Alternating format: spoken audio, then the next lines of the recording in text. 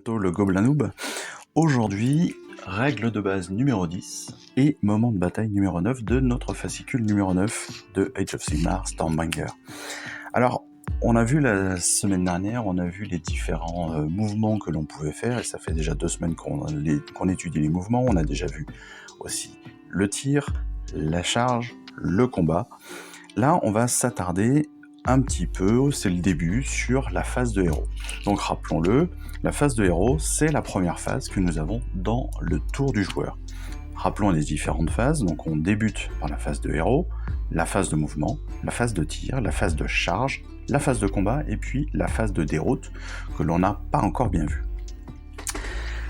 À savoir que la phase de héros est une phase qui va être non obligatoire, bien évidemment, comme toutes les autres. C'est-à-dire que si vous n'avez plus de héros, si vous n'avez pas de héros, pas de magicien, ou plus de magicien, et bien cette phase de héros, évidemment, elle n'aura pas lieu.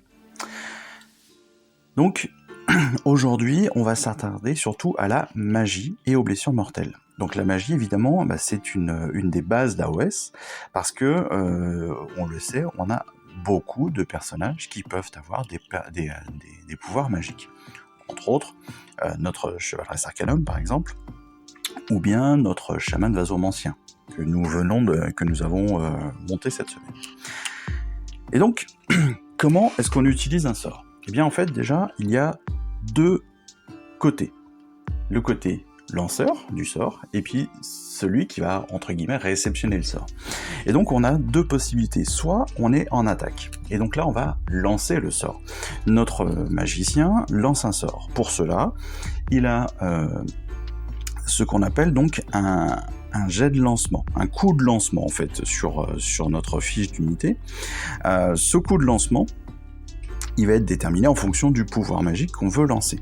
Et donc, on va lancer pour cela 2 dés de 6. Le but du jeu, évidemment, c'est d'avoir un résultat égal ou supérieur à cette valeur de lancement que notre tour possède. Voilà, tout bêtement. Ici, dans l'exemple, le Chaman Vasomancien donc tire un sort de très magique qui a une valeur de lancement de 5. Sur l'exemple, il fait 6. La valeur est supérieure à 5, donc le sort est lancé. A l'inverse, un magicien de l'unité adverse qui se trouve à moins de 30 pouces, donc 30 pouces, pour ceux qui ne savent pas à peu près, je vous le montre, hop, tac, tac, tac, tac, tac, tac, tac, ça fait à peu près 76 cm, un petit peu plus de 76 cm, voilà.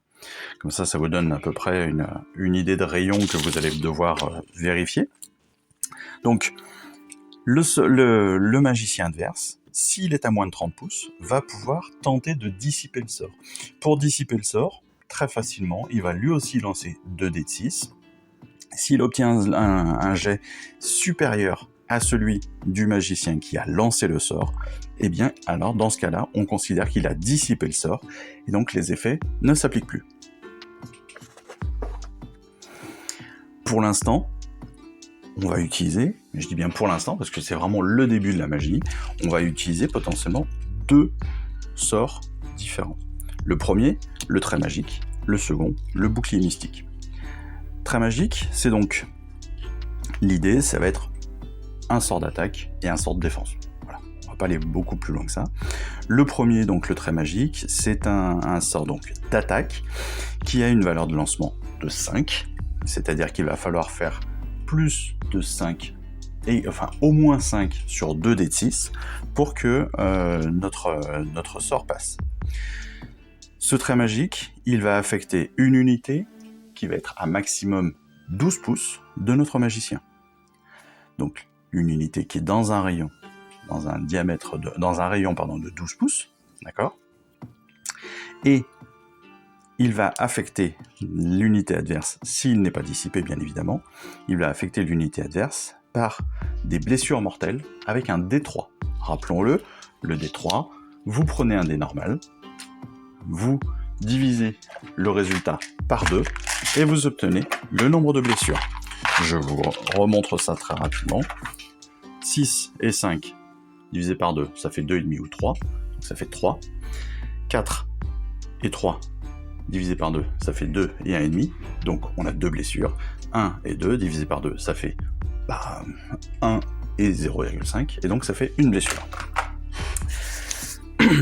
Ces blessures sont appelées des blessures mortelles. Qu'est-ce que c'est qu'une blessure mortelle? Eh bien tout simplement, c'est une blessure qui ne peut pas être sauvegardée. Autrement dit, le nombre de blessures qui sera infligé par le trait magique sera forcément des blessures qui seront affectées à l'unité. S'il y a besoin, on retirera le nombre de figurines adéquat, en fonction du nombre d'unités, bien évidemment, ou alors on placera des pions de blessure à côté des unités. A l'inverse, donc, le bouclier mystique. Le bouclier mystique, lui, est un sort de défense. Autrement dit, si là encore une fois, il n'est pas dissipé, eh bien, le bouclier mystique va lui protéger une unité amie, c'est quand même la base, qui se trouve elle aussi à maximum 12 pouces, donc toujours dans un rayon de 12 pouces, et va le protéger, d'accord? Donc, comment est-ce que ça va le protéger? Eh bien, tout simplement, ça va lui rajouter un point à son jet de sauvegarde. Autrement dit, un peu à l'inverse d'un modificateur de pénétration, eh bien, de perforation, pardon, ça va être un modificateur de sauvegarde. Voilà, c'est un modificateur positif de sauvegarde, alors que la perforation est un modificateur négatif de la sauvegarde. Autrement dit, donc là, dans l'exemple, on a notre unité qui a une sauvegarde à 3, ce sont les Vindictors, sauvegarde à 3+, il faut un jet de 2, malheureusement, ils devraient être blessés. Mais, avec le bouclier mystique, ils ont un +1, et donc, ils obtiennent bien un 3 en sauvegarde, et ils sont donc sauvegardés. Voilà, très rapidement, très simplement, on débute la magie avec cette phase de héros, c'est le début, donc on a pour l'instant que 2 sorts à utiliser, à comprendre, à bien appréhender, et puis petit à petit, je pense qu'on va pouvoir développer tout ça. Donc, encore une fois, ça se fait pendant la phase de héros, ça peut être rétorqué par un deuxième magicien opposé qui peut dissiper le sort. Si ce n'est pas dissipé, on peut lancer les sorts, et les sorts peuvent avoir un effet, soit en attaque avec le trait d'attaque, soit en défense avec le bouclier mystique. Voilà, le trait magique et le bouclier mystique. Voilà. En résumé, très simple et très rapide, voilà ce que nous avons appris aujourd'hui. Je vous retrouve tout de suite pour la partie assaut magique. Donc un puissant nexus de magie s'est réveillé dans les ruines. À présent, la chevaleresse Arcanum et le chaman Vasomancien s'affrontent pour en prendre le contrôle. Autrement dit, on va voir s'affronter le chaman, la chevaleresse Arcanum, les éventreurs et les Vindictors, à coups de combat et à coups de magie. C'est la première fois, donc encore une fois, que nous allons voir la phase de héros avec son premier lot de règles, avec les 2 premiers sorts que nous avons appris à lancer dans les règles de base numéro 10. Le but, évidemment, ça va être de se servir de cette magie à travers donc les différents combats qu'on va avoir, les différentes phases. Donc on rappelle évidemment que tout débute par la phase de héros, puis nous aurons la phase de mouvement, la phase de tir, la phase de charge, la phase de combat, la phase de déroute encore n'est pas utilisée. Voilà, donc ce sont cette fois-ci les Stormcast qui débutent la partie. Donc première phase de héros sur le tour numéro 1. Donc la chevaleresse Arcanum qui va avoir un premier choix à faire, c'est-à-dire quel est le sort qu'elle va pouvoir lancer. Est-ce qu'elle lance un sort, donc un trait magique pour pouvoir blesser ses adversaires, ou bien un bouclier mystique pour protéger ses unités acolytes, ses unités tout simplement. Donc ici, on sait que la portée du trait magique ou du bouclier mystique est de 12 pouces. Donc si on fait un repérage très rapide, on s'aperçoit évidemment qu'on est à plus de 12 pouces des premiers ennemis. Donc on va pas pouvoir faire un trait magique, donc on va faire un bouclier mystique. Pour cela, la chevalière Arcanum, donc qui va lancer ce bouclier sur les Vindictors, va lancer 2 dés. Le but du jeu, c'est de dépasser 5 pour que le sort existe, elle fait 10, c'est parfait. On sait que potentiellement, le chaman peut dissiper ce sort s'il se trouve à 30 pouces ou moins de son adversaire. En l'occurrence, là, il est à 22, à 20, en gros à 20. Voilà. Il est à 20 pouces de son adversaire, donc il va pouvoir dissiper ce sort. Pour dissiper ce sort, il va lui aussi lancer 2 dés et doit faire un score supérieur à 10. Donc 11 ou 12. Il fait 6, le sort n'est pas dissipé, ce qui veut dire que les Vindictors auront donc un bonus de sauvegarde de plus 1. Voilà. Autrement dit, là pour l'instant, sans prendre l'idée d'avoir un coefficient de perforation qui rentre en jeu, au lieu de faire un 3+, pour sauvegarder, ils auront besoin d'un 2+. Voilà, pour le prochain tour. Tout simplement. Donc voilà, la phase de héros est terminée. On va passer à la phase de mouvement. La phase de mouvement, eh bien, on va la gérer avec les Vindictors déjà, qui ont 5 pouces de déplacement. Ils sont à plus de 8 pouces de leurs adversaires, donc ils vont pouvoir se déplacer tranquillement de 5 pouces. On verra après si ils chargent ou pas. La Chevaleresse Arcanum peut elle aussi se déplacer. Elle a aussi, elle, 5 pouces de mouvement, donc on va aussi la déplacer, tant qu'à faire. Comme ça, elle reste à portée de ses unités pour tenter de les accompagner et de les aider. Hop. Nous allons même prendre les chartes d'unité des Oruks. Ensuite, alors, on a évidemment pas de phase de tir cette fois-ci. Pourquoi ? Bien parce que tout simplement, on n'a pas d'arme. On n'a pas d'arme de lancer, donc pas de grenade, pas d'arc ou quoi que ce soit. Là, on est vraiment sur des armes de mêlée et sur des sorts. Donc, encore une fois, l'idée est de pratiquer la magie cette fois-ci et le début de la phase de héros. Donc, pas de phase de tir. Phase de charge. Phase de charge, on rappelle, donc un lancer de 2 dés permettant donc à nos unités d'aller jusqu'à 12 pouces.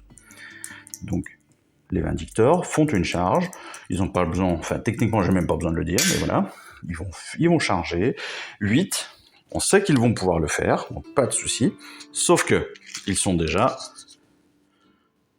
ils étaient à 4 pouces, donc on va les faire avancer de 1 pouce, voilà, pour les rassembler, pour les rapprocher un petit peu des éventreurs. Pas de charge pour la Chevaleresse Arcanum, parce que de toute...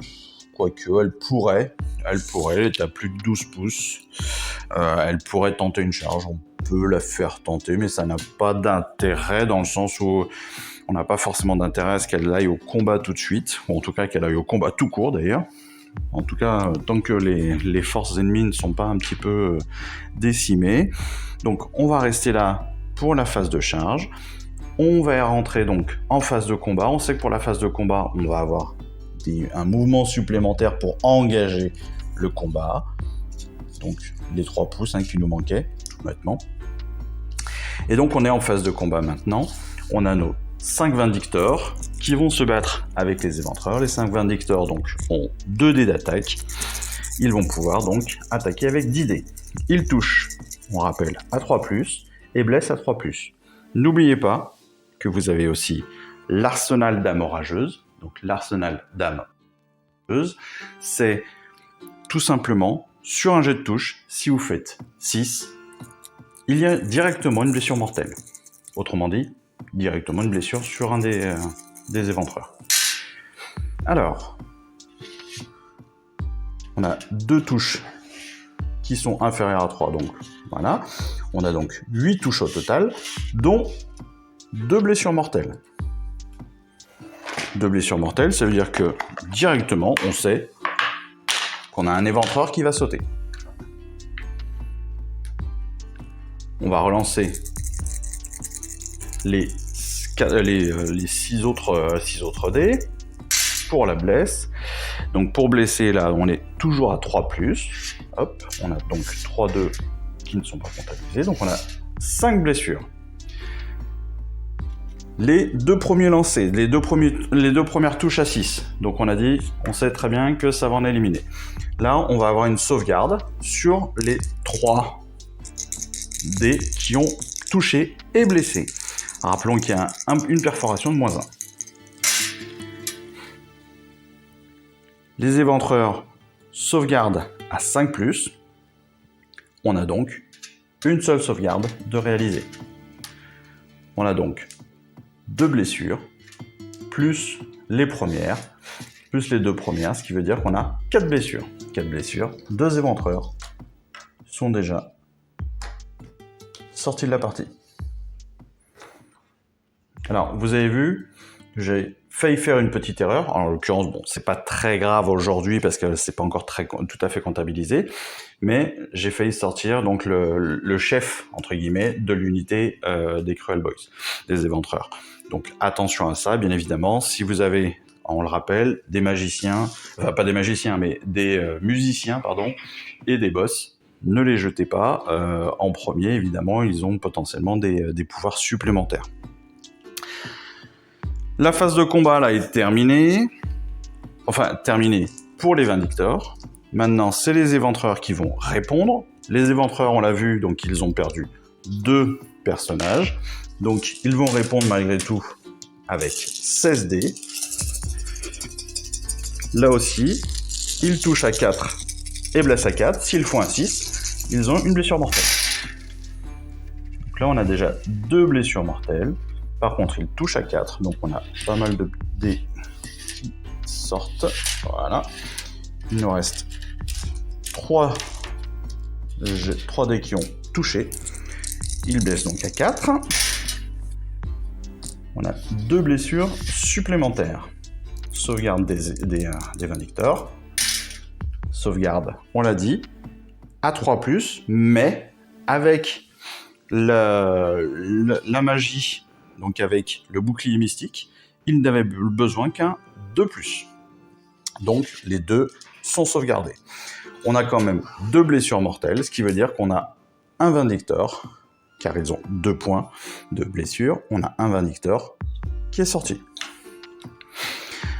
La phase de combat, cette fois-ci, est terminée pour les Stormcast. Le tour des Stormcast numéro 1 est terminé lui aussi. On va passer donc au tour des Cruel Boys. Pour les Cruel Boys, on va être sur la phase de héros. On démarre évidemment par la phase de héros. La question qui va se poser maintenant, c'est est-ce que le chaman vient protéger son unité ou vient attaquer l'unité adverse? Parce que là, on le voit, évidemment, on est à moins de 12 pouces, donc il n'y a aucun souci pour attaquer l'unité de Stormcast. En l'occurrence, je pense qu'il n'y a pas de raison de ne pas attaquer les Stormcast. Ça peut être une bonne chose, sachant que si le sort passe, s'il n'est pas dissipé par la Chevaleresse Arcanum, on a un D3 de blessure mortelle. Donc ça peut éliminer un Stormcast de plus et blesser un autre, potentiellement. Donc pour ça, lancement de 2 dés pour valider le lancer. Voilà, donc on a fait plus de 5, le sort est lancé. On a un score de 10. La Chevaleresse Arcanum, pour protéger et pour dissiper ce sort, doit faire plus de 10. Elle fait 10, elle ne fait pas plus de 10, elle fait 10 pile, donc le sort est bien lancé. Parce que le lancer doit être véritablement supérieur, et non pas égal ou supérieur. Il doit être supérieur. Donc, on a maintenant un D3, pardon, blessure mortelle, contre les Vindictors. Le chaman fait 5, ce qui veut dire qu'on a 3 blessures qui vont être 3 blessures mortelles qui vont être portées directement sur les Vindictors. Autrement dit, une blessure sur un des Vindictors et une blessure et un autre qui est éliminé.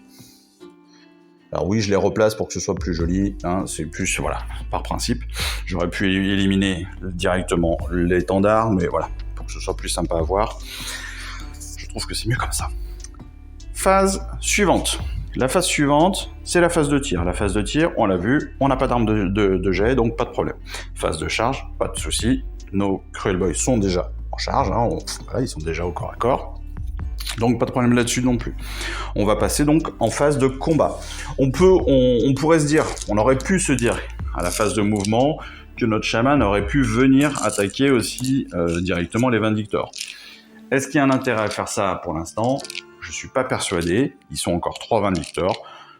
Le chaman est quand même là, plus pour attaquer de loin ou protéger de loin. Pas forcément pour attaquer, sachant que ces armes ne sont pas non plus très extraordinaires, même si le bâton de marée corse est plutôt pas mal. Le poignard de secours, par contre, de son grotte touilleur est pas terrible. Mais c'est surtout, l'idée, c'est de le protéger au maximum pour qu'il puisse être utile sur la magie. Donc, on a toujours nos 8 éventreurs qui maintenant sont en phase de combat contre les 3 Vindictors qui restent. Le trait de magie, le bouclier mystique, pardon. Le bouclier mystique n'est plus en vigueur pour les Vindictors, bien évidemment, car leur tour est terminé. J'en ai raté un, je vais relancer. Oula, c'est un lancer bien pourri. Rappelons qu'il touche à 4 et blesse à 4. Non, oui, non. Non. Il n'y a pas, cette fois-ci, pas de blessure mortelle. On a par contre 6 blessures. 6 touches, pardon. Il blesse à 4. Donc on a 2 blessures. Sauvegarde à 3+. Une blessure. Ce qui veut dire qu'un autre Stormcast est éliminé. Les Stormcast, eux, vont répondre évidemment dans cette phase de combat. Ils sont 2, 4 dés de lancer, ils touchent à 3, blessent à 3. Ils font un 6.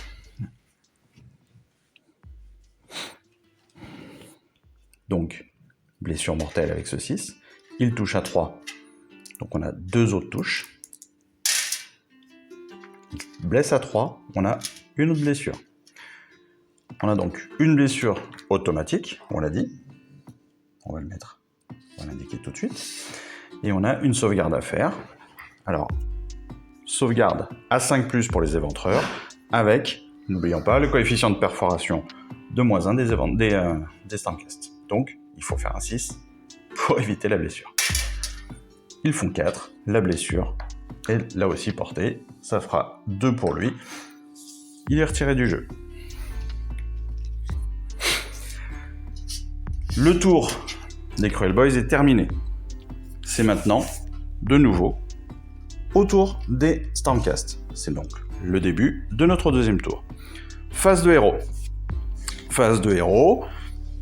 Notre Chevaleresque Arcanum est à 12 pouces des éventreurs et 12 pouces de ses Vindictors. La question qui va se poser pour elle, c'est est-ce que je protège mes 2 derniers Vindictors et potentiellement je me protège moi aussi parce que c'est eux qui sont la force armée pour la bataille, soit j'attaque directement les éventreurs pour essayer de les affaiblir avant que mes unités puissent aller les attaquer. En l'occurrence, elle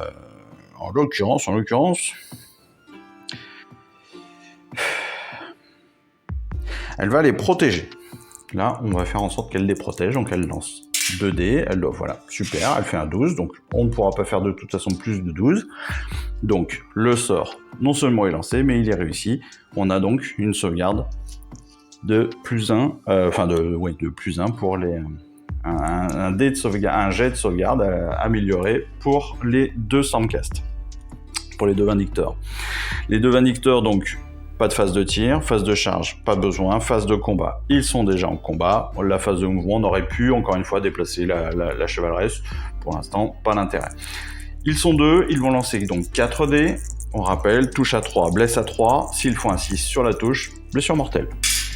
Ils font 3-6 sur la touche. On a déjà 3 blessures mortelles. 3 blessures mortelles, ça veut dire qu'on sait déjà qu'il y en a un qui va sortir. Il y en a un autre qui est blessé. Ils ont touché à 3 avec le dernier. Donc blesse avec 3. les éventreurs doivent sauvegarder à 6 parce qu'ils ont 5 plus de sauvegarde, plus le coefficient de perforation de -1 des Stormcast. Ils font 1, donc on a une deuxième blessure qui va se répertorier sur ce personnage, et donc il est lui aussi retiré du jeu. La phase de combat est terminée pour les Stormcast. On va passer donc à la phase de combat pour les Cruel Boys. Ils sont 2, 4, 5. Ils vont lancer donc encore 10 dés. 2, 4, 6, 8, 10. Encore une fois, pour ces 10 dés, ils touchent à 4, ils blessent à 4 et blessent mortellement à 6. Il n'y a pas de blessure mortelle, déjà. Et il n'y a que 2 touches. Et pas de blessure. Le tour des Stormcast s'arrête ici. Nous arrivons donc au deuxième tour de nos Cruel Boys. On démarre avec la phase de héros. Le chaman va pouvoir donc soit protéger son unité, soit attaquer l'unité ennemie. En l'occurrence, comme tout à l'heure, elle va attaquer. Je dis pourquoi pas, ça a bien marché tout à l'heure. Continuons comme ça. Elle fait 6. On est juste au-dessus de 5. Le sort est bien lancé, mais le score est très bas. Peut-être que la Chevaleresse Arcanum va pouvoir défendre. Donc elle fait 6. La Chevaleresse Arcanum fait 6 aussi. Le sort n'est pas dissipé. Le chaman donc lance un dé de 3 pour nombre de touches mortelles. Il fait 2, ce qui veut dire qu'il y a une touche mortelle sur un des Stormcast. Phase de mouvement, pas de mouvement. On décide de ne pas faire de mouvement, le chaman décide de ne pas bouger, les éventreurs sont déjà en combat. Donc, comme d'habitude, pas de phase de tir, pas de phase de charge car le combat rapproché est déjà en place. On passe donc à la phase de combat, on prend nos 10 dés. On rappelle, touche à 4, blesse à 4. 1, 6. Hop. On a 4 touches, dont 2 avec une blessure mortelle. Rappelons que sur les blessures mortelles, il n'y a pas de sauvegarde, ce qui veut dire que on a une deuxième blessure qui est posée, et le dernier qui subit déjà une blessure. Donc on a déjà un retrait. Sur les deux derniers, on rappelle qu'on blesse à 4. Aucune blessure. Le Stormcast est seul, mais il est encore vivant. Et il a une blessure. Il répond, il est tout seul, donc il a 2 attaques. Il touche à 3, blesse à 3. Il fait une blessure mortelle. On a donc un éventreur qui est blessé. C'est maintenant donc la fin du tour 2 des Cruel Boys. On va passer donc au tour numéro 3. Le tour numéro 3 commence évidemment par la phase de héros. Pour la phase de héros, de la même façon, on va avoir le choix entre les 2 sorts. On sait qu'on est à moins de 12 pouces, donc là-dessus, pas de souci. Est-ce qu'on fait un trait magique? Est-ce qu'on fait un bouclier mystique? Le Vindicteur étant seul, on pourrait se dire, on va se dire que la Chevaleresse continue sur sa lancée et continue avec son bouclier mystique pour essayer de protéger ses différentes unités. Elle fait 4, malheureusement. Le sort ne passe pas, car il lui fallait un 5 pour que le sort puisse être lancé. Il n'y a pas besoin de réponse, évidemment, du chaman, sachant que le sort n'est pas passé. On avance, on va passer sur la phase de mouvement. Sur la phase de mouvement, eh bien, écoutez, on va faire en sorte que voilà, notre chevaleresse avance de 5 pouces. On est sur la phase de tir. Encore une fois, pas d'arme de tir. Phase de charge. Phase de charge. Au vu de la situation, la chevaleresse tente de charger vers les éventreurs. Enfin, elle va tenter de charger. Elle fait 11. On va pouvoir calculer maintenant, on va pouvoir tenter de voir vers où c'est le plus intéressant. En l'occurrence, elle est à 10 pouces du chaman et à 6 des éventreurs. Elle va tenter un coup de bluff et aller vers le chaman. Elle reste évidemment à plus de 3 pouces, parce que pendant la phase de charge, elle va se rapprocher. Et pendant la phase de combat, elle va pouvoir se rapprocher de 3 pouces. Bon, phase de combat débute. Elle va se rapprocher pour la phase de combat. Le Vindictor, lui, est toujours en combat rapproché. C'est au tour donc dans la phase de combat, c'est à nous, c'est au tour donc des Stormcast de choisir avec quelle unité il va commencer à attaquer. Là, en l'occurrence, peu d'importance. Donc le Vindictor va commencer. Bon, on va établir ça comme ça. 3 plus pour toucher, 3 plus pour blesser et 6 au toucher. Blessure mortelle. En l'occurrence, là, une touche et une blessure. Sauvegarde pour les Vindictors. Il faut faire un 6, rappelons-le, car il sauvegarde à 5, plus le -1 de perforation. Et on a un 6. On est... Les Cruel Boys sont courageux et chanceux, ils viennent de sauvegarder la blessure. Chevaleresque Arcanum, qui attaque le chaman. Le chaman, donc, a lui 2 attaques, parce qu'évidemment, il y a 2 personnages. Mais, la Chevaleresque Arcanum touche à 3, blesse à 3, et un coef de perforation de -1. Et attention, elle a un dégât de D3. Donc, en l'occurrence, elle touche 2 fois. Elle blesse 2 fois. Le chaman tente de sauvegarder. Sauvegarde à 5+. Avec le coef de -1, on va être sur une sauvegarde à 6. J'en ai raté un. Et c'est 2 blessures qui sont attribuées au chaman.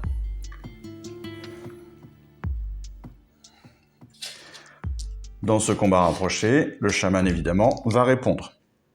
Première attaque avec le bâton. On a 2 dés d'attaque, 3 plus pour toucher, 3 plus pour blesser, et un coef de perforation de -1. Encore raté. Encore raté. Voilà. Cette fois-ci, c'est bon. On n'a pas cette fois-ci de problématique de jet mortel parce qu'on n'a pas cette capacité. On n'a pas cette aptitude pour le chaman. Donc, il a touché 2 fois. Il blesse à 3+. Il touche. Il blesse 2 fois. La chevaleresse. Pourquoi j'ai mis 2 blessures tout à l'heure à la chevaleresse ? Je vais reprendre la chevaleresse juste après, c'est pas grave. Sur les blessures de la chevaleresse, je vais corriger parce que je viens de m'apercevoir que je m'étais trompé, je n'avais pas fait un dé de 3, mais j'avais mis 2 blessures. Voilà. Alors qu'en fait, j'aurais dû faire 2 dés 3 de blessures. Là, en l'occurrence, donc on fait déjà la sauvegarde de la chevaleresse qui sauvegarde à 3+, donc pas de souci, malgré le coef de perforation. Et avec le 2, elle a un D3 de blessure. Donc, reprenons et corrigeons ce que j'ai fait tout à l'heure. La chevaleresse a infligé 2 D3 de blessure au chaman. En l'occurrence, elle fait 10, ce qui veut dire qu'il y a eu 5 blessures en fait, et non pas 2. Vous voyez que le coup est quand même beaucoup plus intéressant. Mais ceci étant, heureusement, je n'ai pas tué le chaman tout à l'heure. Et là, en réponse, donc le chaman a lui fait une blessure qui n'a pas été sauvegardée. Donc il a lui aussi un D3 de dégâts. Il fait 4, ça fait 2 blessures. Là aussi, 2 blessures pour la chevaleresse. Pardon, je travaille en même temps mes règles, hein, je suis comme vous. Donc je fais des erreurs aussi. Le grotte-touilleur a lui 2 dés d'attaque. Il touche à 4, blesse à 4. On a 2 touches, une blessure, pas de coef de perfo et sauvegarde à plus 3+. Elle fait 4, donc la chevaleresse sauvegarde sans problème. Nos 5 éventreurs combattent contre le dernier Vindictor. 10 lancés, pardon. 1, 10 lancés, 2, 4, 6, 8, 10, c'est bien ça. On a déjà 2 6 pour toucher. On aurait pu garder les 3 autres 4, mais les 2 de 6, on sait qu'il va y avoir 2 touches mortelles. Il a déjà blessé une fois de toute façon, donc il est éliminé et sort du jeu. La phase de jeu des Cruel Boys est finie. On va passer au 4e tour. 4e tour avec la Chevaleresque Arcanum. Sur la chevaleresse, on débute par la phase de héros. Sur la phase de héros, elle va pouvoir donc lancer un sort.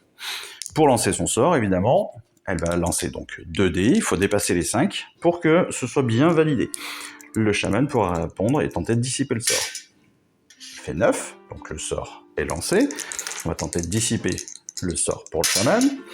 Chaman qui fait 8, donc il fait moins de 9. Le sort n'est pas dissipé. Je n'ai pas dit ce que je voulais faire, mais évidemment, la chevaleresse va attaquer le chaman, parce qu'il lui reste qu'un seul point de vie. Et donc, elle a un dé de 3 de blessure mortelle. Donc, techniquement, on est sûr que le chaman disparaît.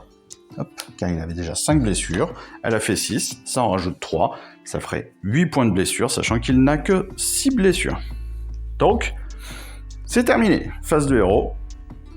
La chevaleresse Arcanum a réussi à éliminer le chaman. On passe ensuite à la phase suivante, la phase de mouvement. Le chevaleresse Arcanum va se retourner, évidemment, et va tenter d'attaquer les Cruel Boys. Elle se rapproche, on est sur la phase de charge. Phase de charge, elle pourrait lancer ses dés, pas de souci, elle va arriver à distance, elle va se rapprocher, boum boum, évidemment. Voilà. On va mettre ça comme ça pour que ce soit encore plus joli. On est donc sur la phase de combat. Sur la phase de combat, notre chevaleresse donc a 3 attaques, 3 touches, 3 plus pour toucher, 3 plus pour blesser. Je crois que j'en ai oublié tout à l'heure. Elle touche 3 fois et elle blesse 3 fois. Elle a un coef de -1, ce qui veut dire que les éventreurs doivent faire 6 pour pouvoir sauvegarder. Pourquoi je lance 4 dés moi? J'ai 3 dés à lancer. Aucune sauvegarde. Elle a donc 3 D3 de blessure. Ce qui peut être très létal. 5. On a déjà 3 touches. Ce qui veut dire une ici. Voilà. Et un autre personnage éliminé. Et ensuite, nous avons donc 2 et 2. 2 et 2. Nous sommes donc en combat rapproché entre la chevaleresse Arcanum et le dernier éventreur.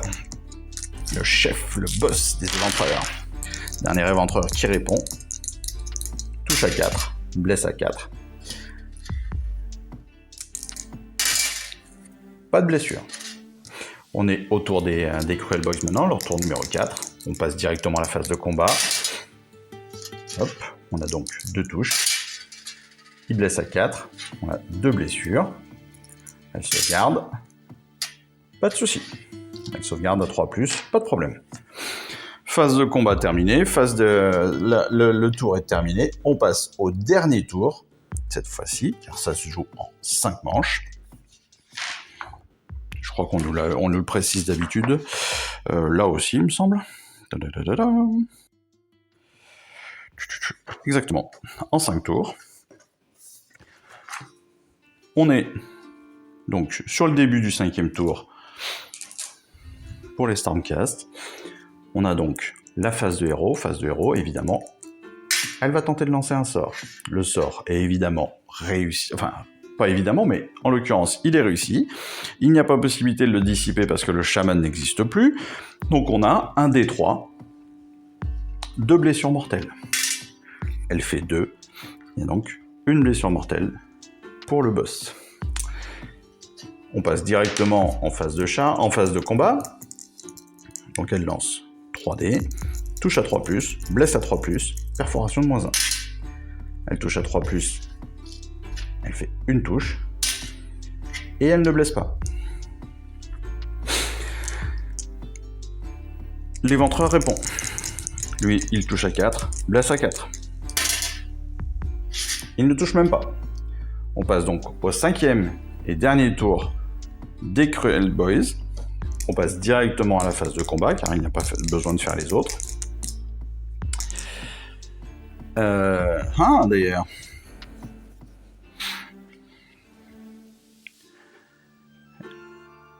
Rappelons qu'on a fait les mouvements la semaine dernière, et que si on reprend notre magnifique classeur, dans lequel nous avons toutes nos règles. Pour repréciser, hop.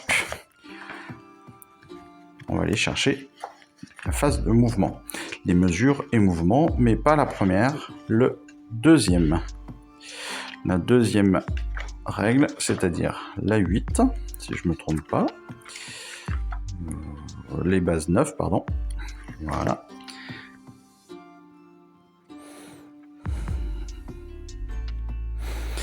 Et on rappelle que une unité peut se replier dans la phase de mouvement. Par contre, si elle se replie, elle ne peut ni attaquer ni combattre. On est bien d'accord. Sauf que ça peut être intéressant, en l'occurrence, pour aller chercher l'égalité. Parce que là, clairement, le Cruel Boys, il n'est pas en très bonne posture. Il ne lui reste plus qu'un point de vie. La Chevaleresse Arcanum, il lui en reste 4. Même si c'est le dernier tour, le Cruel Boys a très très peu de chances de survivre. Donc, ce qu'il va faire, c'est qu'il va se replier, en effet.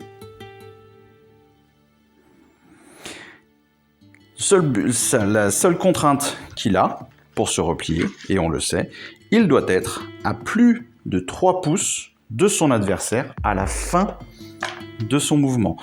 Son repli va être égal à sa distance de mouvement. Donc 5 pouces. Il va partir évidemment à l'opposé de la Chevaleresse Arcanum. Ting, ting. Et il se trouve donc évidemment à plus de 3 pouces. Vous voyez, on est à 5 pouces évidemment. Enfin à 4 pouces et quelques. Il est donc à plus de 5 pouces. Il ne peut tirer, il ne peut charger, il ne peut combattre. La partie est terminée sur une égalité par ce coup de sort extraordinaire et ce trait d'intelligence étonnant d'un Cruel Boys. Voilà. En tout cas, la partie donc est terminée, je vous l'ai dit. J'espère que ça vous a plu. J'espère que vous avez pu comprendre assez facilement comment on débutait donc justement avec la magie. Comment est-ce qu'on gérait ses premiers sorts. Rappelons-le, le trait magique pour l'attaque, détroit de blessures mortelles, ou le bouclier mystique pour protéger avec un bonus de sauvegarde de +1 pour ces unités amies qui sont là aussi à 12 pouces. Rappelons aussi qu'on peut dissiper le sort. On dissipe le sort à 30 pouces de distance avec un score supérieur au score de lancer du sort adverse. Tout bêtement. Voilà. Donc, en l'occurrence, j'espère que cette partie vous a vraiment plu. Moi, j'ai trouvé ça super sympa. Ça amène vraiment une nouveauté dans cette bataille et dans ces combats. Et donc, c'est quelque chose qu'il va vraiment falloir aussi maîtriser, qu'il va falloir aussi travailler, hein, ça c'est évident. Mais justement, ça va amener plein de nouvelles choses et ça va être donc ultra intéressant à voir dans le futur. Vivement la semaine prochaine avec les nouvelles règles. Et voyez, comme quoi aussi, il est important d'avoir ces règles à disposition pas très loin pour vérifier, pour être sûr de ce que l'on fait. Là, en l'occurrence, sur le mouvement, je savais que je pouvais me replier, mais c'est toujours intéressant d'avoir ces règles pas très loin pour pouvoir revérifier rapidement, et que ce soit entre amis ou même sur la compète ou quoi que ce soit, vous verrez que vous avez toujours vos règles pas loin pour pouvoir justement vérifier tout ça et pouvoir corriger le tir si besoin. Voilà, donc écoutez, je crois que pour cette semaine, c'est à peu près tout. Encore une fois, vous avez pu le voir aussi, une dernière petite chose, hein, vous avez pu le voir, mes figurines là sont toutes peintes. Et justement, ce week-end, je vous mettrai toutes ces différentes unités sur mon Instagram, donc n'hésitez pas à aller les voir et à liker tout ça. Et puis si vous ne me suivez pas encore, n'hésitez pas à le faire. Invitez aussi tous vos amis à me suivre parce que j'adore ça. Ça me fait tellement plaisir que des gens me suivent, ça me fait rire. Non mais je trouve ça cool en fait. Et voilà, donc écoutez, moi il me reste plus qu'à vous souhaiter un excellent week-end et à vous dire à très vite. Allez, salut, ciao. Je vous remercie d'avoir suivi cette vidéo. Si ça vous a plu, eh bien abonnez-vous, lâchez un petit like et un commentaire et suivez-moi sur Instagram. Instagram où je poste régulièrement des photos de mes dernières réalisations et dernières peintures. Et puis comme il est maintenant de tradition sur la chaîne, je vous souhaite une excellente fin de journée et surtout, lisez bien, collectionnez bien, assemblez bien, peignez bien et jouez bien. Allez, je vous embrasse et puis je vous dis à très vite. Allez, ciao, bye bye.